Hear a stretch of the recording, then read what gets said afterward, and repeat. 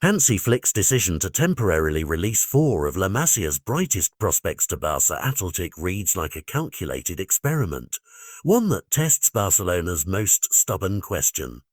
Do you polish talent best by exposing it to elite first-team training or by giving it the messy oxygen of random competitive minutes? The players involved, Pedro Fernandez, Jofre, Toni Fernandez and Guille, have been highly visible throughout the pre-season, training with the senior group and pushing for minutes. Now Flick has chosen to reallocate those minutes to the reserve side so they can play competitive matches rather than waiting on the bench. This deliberate move is timed for the international break window and will see the 4 link up with Giuliano Belletti's Barca Athletic for their opening Segunda Ref game against Porras. Decision framed publicly as the best route to give these teenagers durable playing time while senior internationals are away. The rationale is simple and hardening. Training at the highest level teaches patterns and habits, but nothing substitutes the speed and consequence of real matches. Take Dro, the 17-year-old who exploded into broader attention during Barcelona's pre-season and even found the net on the club's Asian tour. He showed flashes of something special and the club have already signalled he's on a faster track. Sending him to Barca Athletic is not a demotion but a chance to turn sporadic magic into repeatable performance under the pressure of league points and results. His pre-season goal and growing reputation made headlines, and now the work begins in earnest, converting promise into match consistency. Jofre's case is illustrative of the wider logic, and he has already seen first-team minutes. Cameo appearances that indicate trust, but do not build the kind of 90-minute resilience a professional season demands.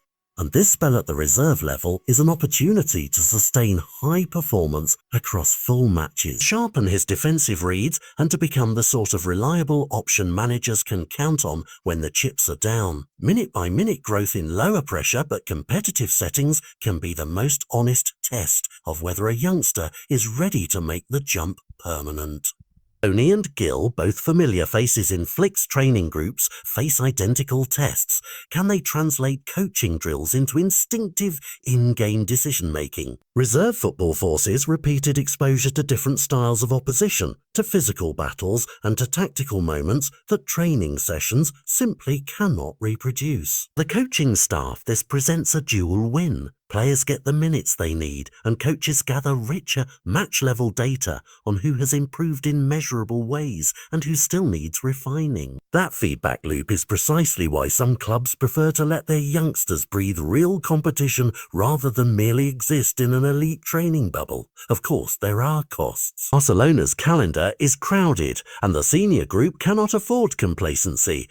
Temporarily loosening proximity to 4 promising options reduces immediate contingency if injuries strike. Critics will argue that Flick is risking short-term depth for a theoretical long-term payoff, and the club must be prepared to recalibrate if selection pressure intensifies. Supporters counter that the real long-term cost of understimulated youth is stagnation, a generation that never learns the hard lessons of winning, losing and recovering across 90 minutes. The gamble is reputational and practical. Do you prefer protected potential or battle-tested progress? What makes this moment compelling is its subtlety.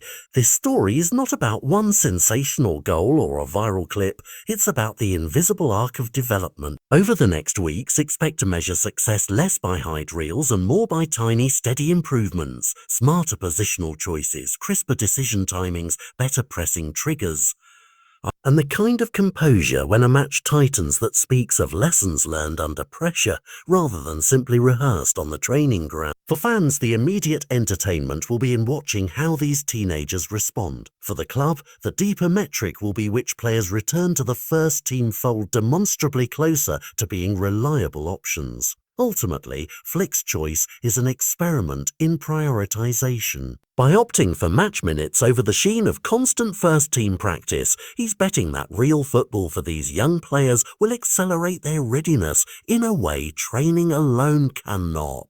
Whether that gamble pays off will not be decided by a single weekend, but over the months when selection headaches appear and the club must choose between experience and youth. If these four return with sharper instincts and steadier performances, this small, controversial decision could quietly reshape Barcelona's approach to turning La Masia promise into first-team reality. And